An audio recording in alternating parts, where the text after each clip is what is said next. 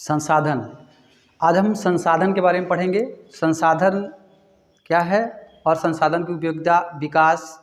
तो संसाधन मानव के विकास में पर्यावरण में उपलब्ध, मानव के विकास में पर्यावरण उपलब्ध हुए सभी साधन जिनका मानव अपने विकास में उपयोग कर सकता है, संसाधन के अंतर्गत आ सकते हैं। संसाधन दो प्रकार के होते हैं। पहला प्राकृतिक संसाधन, प्राकृतिक संसाधन। दूसरा मानवीय संसाधन, मानवीय संसाधन।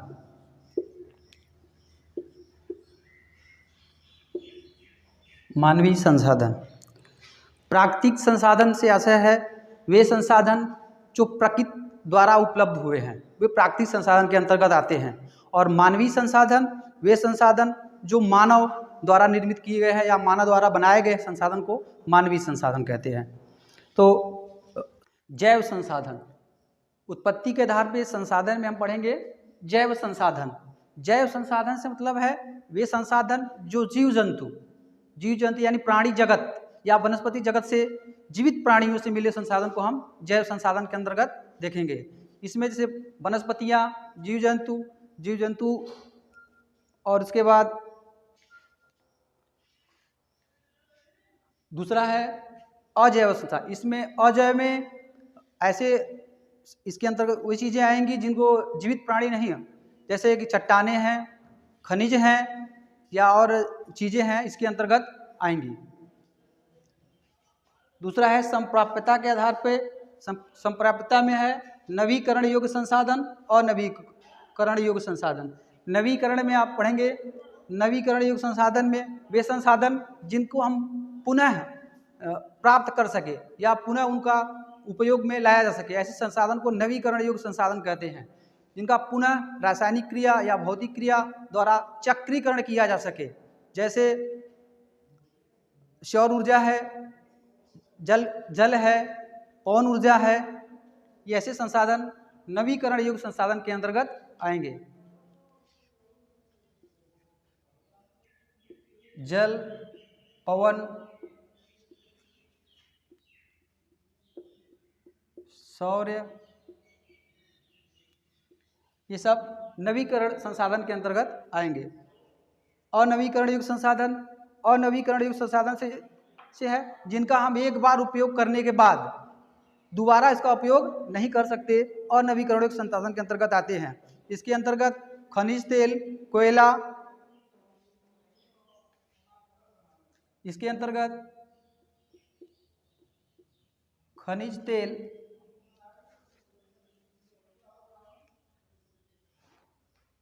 तेल, कोयला,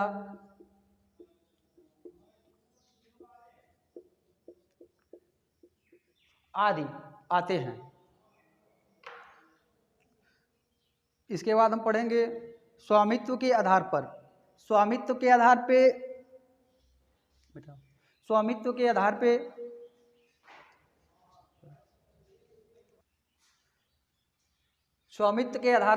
संसाधन। स्वामित्व के आधार पर संसाधन को चार भागों में बांटा गया है। पहला व्यक्तिगत संसाधन, दूसरा सामुदायिक संसाधन, तीसरा राष्ट्रीय संसाधन और चौथा अंतर्राष्ट्रीय संसाधन। तो सबसे पहले हम पढ़ेंगे व्यक्तिगत संसाधन। व्यक्तिगत संसाधन से मतलब है ऐसे संसाधन जिसपे किसी निजी व्यक्ति का अधिकार हो, ऐसे संसाधन को हम व्यक्तिगत संसाधन कहते हैं। इसके अंतर्गत भूमि, खेत यानी भूमि, मकान आदि चीजें आती हैं। व्यक्तिगत संसाधन के अंतर्गत खेत या मकान या निजी पर्सनल चीजें जो किसी विशेष व्यक्ति की हो, वो चीजें व्यक्तिगत संसाधन के अंतर्गत आएंगी। दूसरा आपका है सामुदायिक संसाधन। सामुदायिक संसाधन के अंतर्गत वे चीजें आएंगी जो समाज विशेष की हैं, किसी एक व्यक्ति की नहीं, वो पूरे समाज की हैं। जैसे खेल का मैदान, पार्क, ऐसी चीज़ें सामुदायिक संसाधन के अंतर्गत आती हैं। जैसे इसमें है खेल का मैदान, खेल का मैदान, पार्क, खेल का मैदान, पार्क आदि। तीसरा है राष्ट्रीय संसाधन। राष्ट्रीय संसाधन के अंतर्गत हम वे संसाधन के बारे में पढ़ेंगे जो देश, प्रदेश या राज्य क्षेत्रीय स्तर पे हो, ऐसे संसाधन को हम राष्ट्रीय संसाधन के अंतर्गत पढ़ेंगे। इस राष्ट्रीय संसाधन के अंतर्गत भारत के स्थल सीमा के अंदर या समुद्री सीमा में लगभग 22.2 किलोमीटर की अंदर तक जो भी खनिज संपदा, चाहे वो जलीय संपदा में हो, चाहे जलीय जीव हो या खनिज हो, जो भी चीज़ें इसके अंदर आएंगी वे सब राष्ट्रीय संसाधन के अंतर्गत आती हैं। ऐसे चीज़ों पे राज्य सरकार का, केंद्र सरकार का अधिकार होता है। बिना इनकी इजाज़त से इन चीज़ों का उपयोग नहीं किया जा सकता। जैसे इसमें आएगा जलीय जीव, जंतु व खनिज आदि।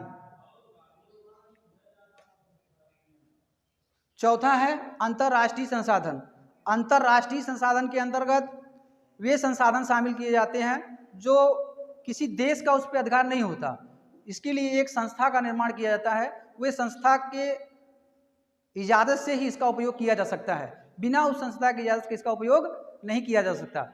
ऐसे संसाधन जो देश की सीमाएं हैं या समुद्र के अंदर कम से कम 200 मील के बाद का जो क्षेत्र होता है वो इसके अंतर्गत आता है।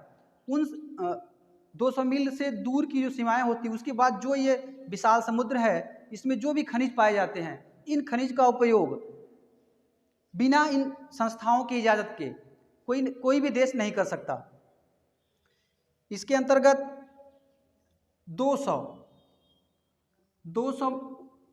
मील समुद्री मील या 360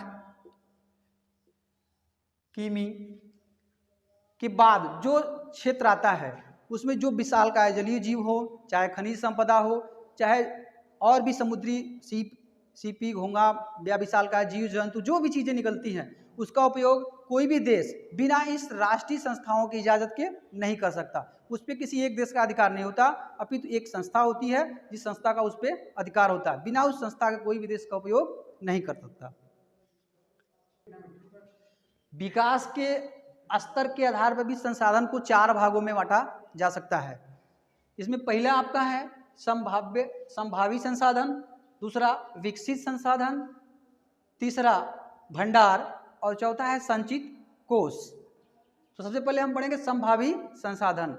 संभावी संसाधन से आशय है वे संसाधन जिनकी संभावना है, जो संसाधन हमारे यहाँ पर्याप्त मात्रा में हैं पर उनका हम उपयोग नहीं कर पा रहे हैं, संभावी संसाधन है। जैसे इसमें आपके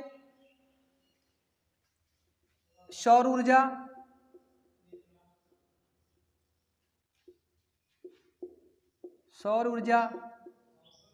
पवन ऊर्जा,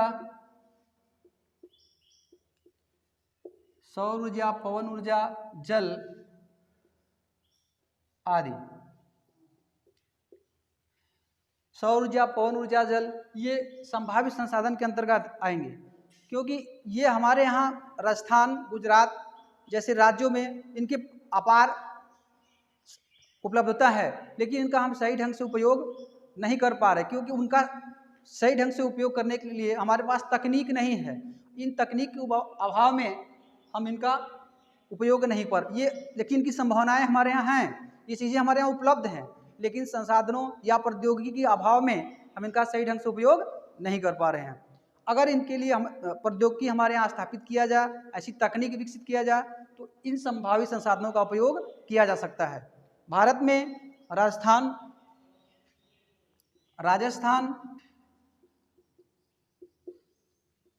गुजरात आदि राज्यों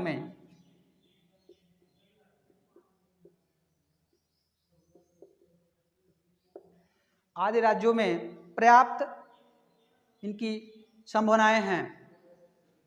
दूसरा है विकसित संसाधन।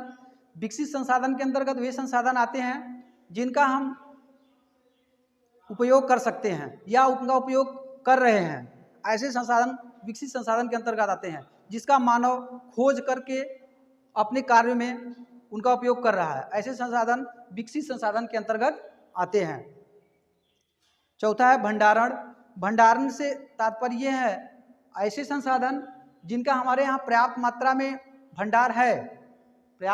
भंडार है, लेकिन हम उसका उपयोग नहीं कर पा रहे हैं। ऐसे संसाधन भंडारण के अंतर्गत आते हैं। जैसे झारखंड है और मध्य प्रदेश है और छत्तीसगढ़ है, अरुणाचल प्रदेश है। इन राज्यों में पर्याप्त मात्रा में संसाधन उपलब्ध हैं, लेकिन इन संसाधनों का हमारे तकनीक के अभाव में, प्रौद्योगिकी के अभाव में इनका हम उपयोग नहीं कर पाए, लेकिन ये पर्याप्त मात्रा में संसाधन वहाँ पे उपलब्ध हैं। ऐसे संसाधन जैसे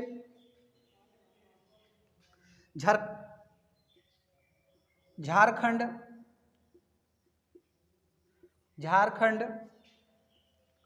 मध्य प्रदेश,